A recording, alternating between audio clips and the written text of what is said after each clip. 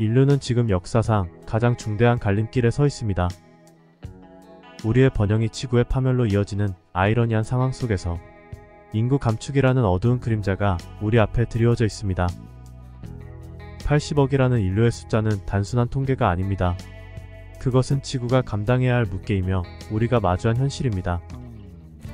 산업혁명 이후 인류의 폭발적인 성장은 눈부신 발전을 이루어냈지만 그 이면에는 지구 생태계의 급격한 붕괴가 자리잡고 있습니다. 숲은 사라지고 바다는 오염되며 대기는 변화하고 있습니다.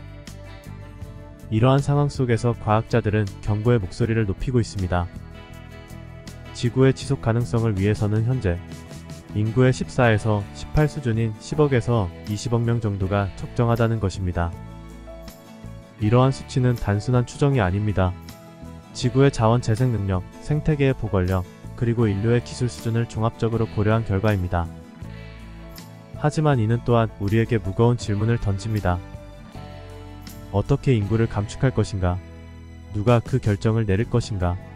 그리고 그 과정에서 우리는 어떤 윤리적 딜레마에 직면하게 될 것인가? 역사를 돌이켜보면 인구 감소의 주요 원인 중 하나는 전쟁이었습니다.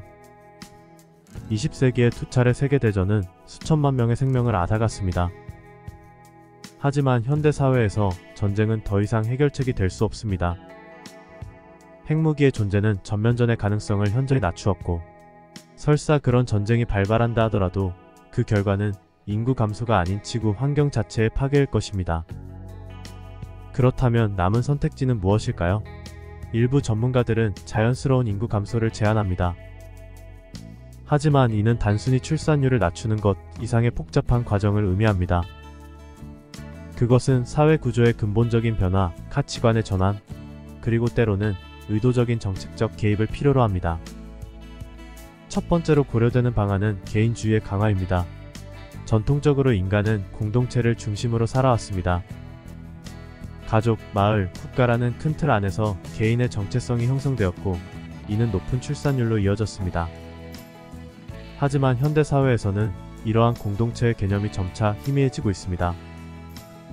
SNS와 같은 디지털 플랫폼은 개인의 목소리를 증폭시키는 동시에 실제적인 인간관계를 약화시키고 있습니다.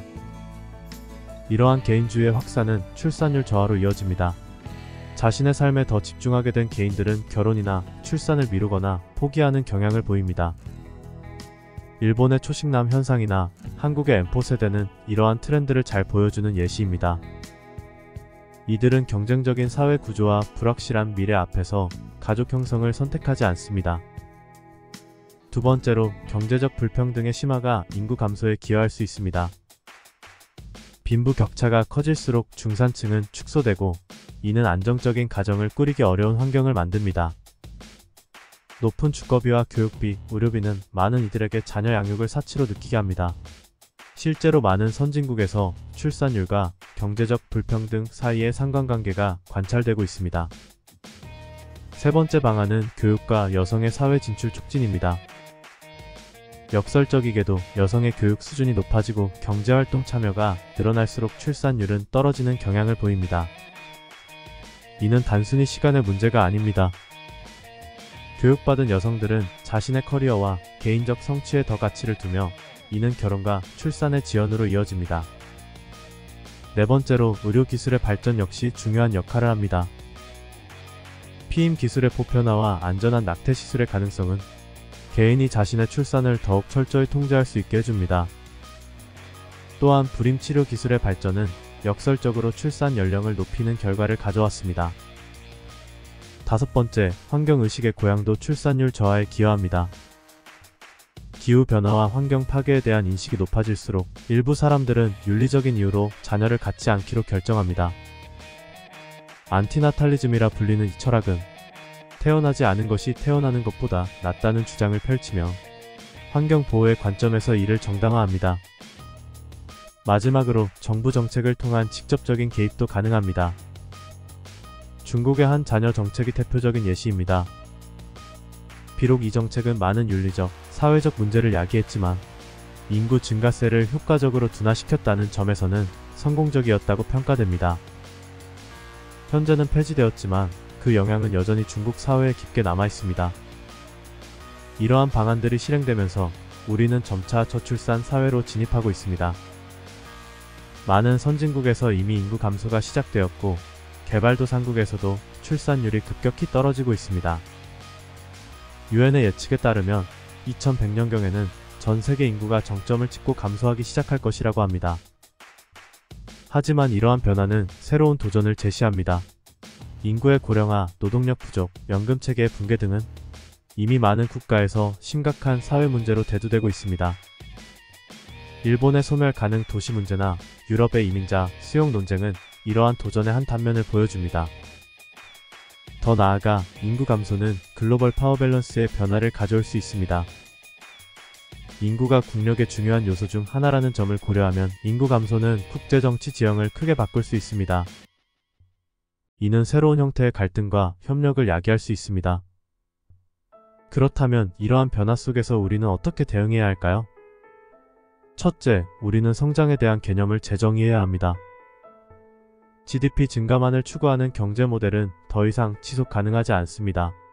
대신 삶의 질 향상, 환경보호, 사회적 형평성 등을 포함하는 새로운 발전 지표가 필요합니다. 둘째, 기술 혁신에 더욱 집중해야 합니다.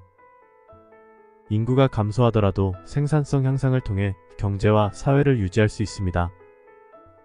인공지능, 로봇공학, 바이오테크놀로지 등의 분야에서의 발전은 노동력 감소를 상쇄할 수 있는 열쇠가 될 것입니다. 셋째, 사회 시스템의 재구축이 필요합니다. 현재의 연금제도, 의료 시스템, 교육체계 등은 인구 증가를 전제로 설계되었습니다. 이를 인구 감소 시대에 맞게 조정해야 합니다. 예를 들어 평생 교육 시스템의 강화나 유연한 은퇴 정책의 도입 등이 고려될 수 있습니다. 넷째, 국제 협력의 강화가 필수적입니다. 인구 감소는 전 지구적 현상이 될 것이며 이에 대한 대응 역시 국제적 차원에서 이루어져야 합니다. 노동력의 이동, 기술 공유, 환경 보호 등의 문제는 한 국가의 노력만으로는 해결할 수 없습니다. 다섯째, 개인의 의식 변화도 중요합니다. 많은 것이 좋다는 기존의 가치관에서 벗어나 질적 성장과 개인의 행복에 더 초점을 맞추는 문화가 형성되어야 합니다. 이는 소비 패턴의 변화, 일과 삶의 균형 재조정 등으로 이어질 수 있습니다. 마지막으로 우리는 자연과의 관계를 재정립해야 합니다. 인구 감소는 환경에 대한 압박을 줄일 수 있는 기회이기도 합니다. 도시재생, 생태계 복원, 지속 가능한 에너지로의 전환 등을 통해 인간과 자연이 공존하는 새로운 모델을 만들어 나가야 합니다. 인구 감축이라는 주제는 분명 암울하고 무거운 느낌을 줍니다.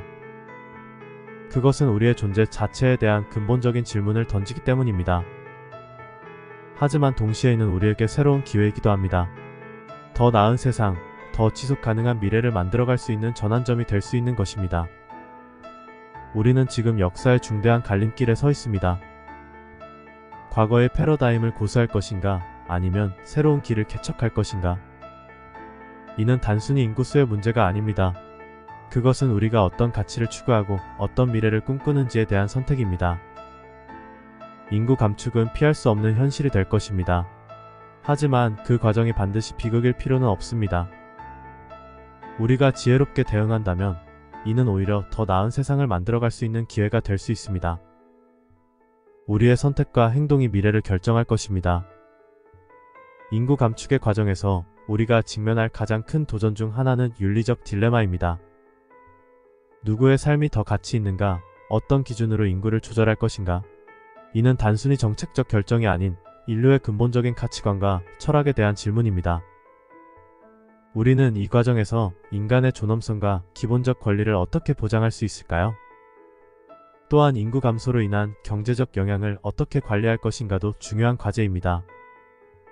노동력 감소, 소비시장 축소, 연금체계의 붕괴 등은 현재의 경제 시스템의 큰 도전이 될 것입니다. 이를 극복하기 위해서는 생산성 향상, 자동화 기술의 발전, 새로운 경제 모델의 도입 등이 필요할 것입니다. 예를 들어 기본소득 제도의 도입이나 노동시간의 재조정 등이 고려될 수 있습니다. 교육 시스템의 변화도 필수적입니다. 인구가 감소하는 사회에서는 개개인의 능력과 창의성이 더욱 중요해질 것입니다. 따라서 획일화된 교육이 아닌 개인의 잠재력을 최대한 끌어올릴 수 있는 맞춤형 교육이 필요합니다. 또한 평생 교육의 중요성이 더욱 커질 것입니다. 빠르게 변화하는 사회에 적응하기 위해서는 지속적인 학습과 재교육이 필수적이기 때문입니다. 도시계획과 주거정책도 재고해야 합니다. 인구가 감소하면 많은 도시들이 축소 도시가 될 것입니다. 이는 도시 인프라의 효율적 관리, 공공서비스의 재배치, 빈 공간의 활용 등 새로운 도전을 제시합니다.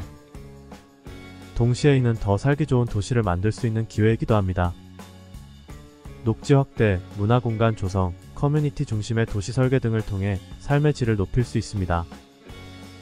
식량 생산 시스템의 변화도 필요합니다. 인구 감소로 인해 식량 수요가 줄어들겠지만 동시에 기후 변화로 인한 농업 생산성 저하도 예상됩니다. 따라서 더욱 지속 가능하고 효율적인 농업 기술의 개발이 중요합니다. 수직 농업, 정밀 농업, 대체 단백질 개발 등이 그 예가 될 수 있습니다. 국제관계의 새로운 패러다임도 필요합니다. 인구 감소는 국가 간 힘의 균형을 변화시킬 것입니다. 이는 새로운 형태의 국제협력과 갈등을 야기할 수 있습니다. 예를 들어 노동력 부족 국가와 과잉인구 국가 간의 이민 문제, 자원 분배의 문제 등이 새로운 쟁점으로 떠오를 수 있습니다. 이를 평화롭게 해결하기 위한 새로운 국제 질서와 협력 체계가 필요할 것입니다. 마지막으로 우리는 인간다움에 대한 새로운 정의를 내려야 할지도 모릅니다. 인구가 줄어들고 기술이 발전하면서 우리는 더 이상 생산성이나 경제적 가치로만 인간의 가치를 판단할 수 없게 될 것입니다. 대신 창의성, 공감 능력, 윤리적, 판단력 등 기계가 쉽게 대체할 수 없는 인간만의 특성이 더욱 중요해질 것입니다. 이는 우리가 추구해야 할 교육의 방향, 사회의 가치관 등에 큰 영향을 미칠 것입니다. 인구 감축은 분명 우리에게 큰 도전이지만 동시에 더 나은 세상을 만들 수 있는 기회이기도 합니다. 우리가 이 과정을 지혜롭게 관리한다면 인간과 자연이 조화롭게 공존하는 새로운 문명을 창조할 수 있을 것입니다. 이는 단순히 숫자의 게임이 아닌 우리의 가치관과 삶의 방식에 대한 근본적인 재고를 요구합니다. 우리는 지금 역사의 중대한 전환점에 서 있습니다. 이제 우리의 선택이 미래를 결정할 것입니다.